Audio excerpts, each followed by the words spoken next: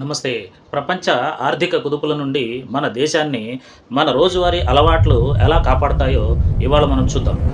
అసలు మన ఇంటి బడ్జెట్ నిర్ణయాలు ప్రపంచ స్థాయి ద్రవ్యోల్బణాన్ని ఎలా ఢీకొంటాయి? ఇది ఒక ఆసక్తికరమైన ప్రశ్న కదా! హార్మోజ్ జలసంధిలో గొడవల వల్ల పెరుగుతున్న ఇంధన ధరలు మన విదేశీ మారక నిల్వలను తీవ్రంగా దెబ్బతీస్తున్నాయి.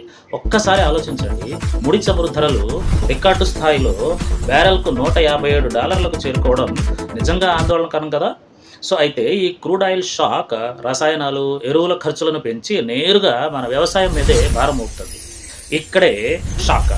ఎరువుల ఖర్చు పెరిగితే మన పళ్ళెంలోని ఆహార ధరలు ఏకంగా 90 రెట్లు పెరిగే ప్రమాదం ఉంది.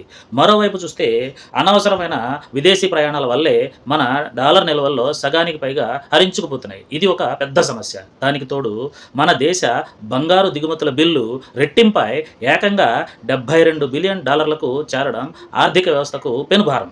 ఒకసారి పాండమిక్ కాలాన్ని గుర్తు చేసుకోండి. అప్పటి ఆంక్షలు మనకు తెలియకుండానే బిలియన్ల కొద్దీ విదేశీ మారక ద్రవ్యాన్ని ఆదా చేశాయి. 2020లో రాకపోకలు తగ్గడం వల్ల దేశీయంగా పెట్రోల్, డీజిల్ వాడకం ఎంతలా పడిపోయిందో మనందరికీ తెలుసు.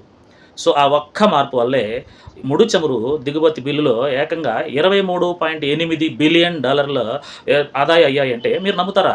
అందుకే ఇళ్లలో వృధాగా ఉన్న బంగారాన్ని ఆర్థిక వ్యవస్థలోకి తెచ్చే గోల్డ్ మానిటైజేషన్ స్కీమ్ ఇప్పుడు గేమ్ చేంజర్ కాబోతోంది.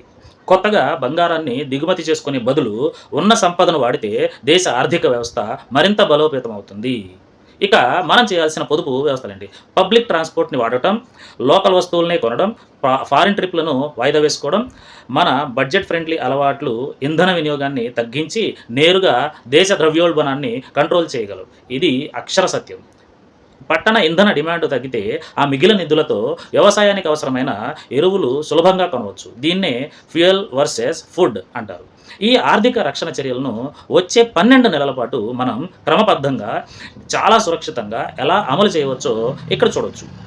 గుర్తుంచుకోండి, మనం ఆదా చేసే ప్రతి లీటర్ ఇంధనం మన విదేశీ మారక నిల్వలకు ఒక పెద్ద రక్షణ కవచం లాంటిది.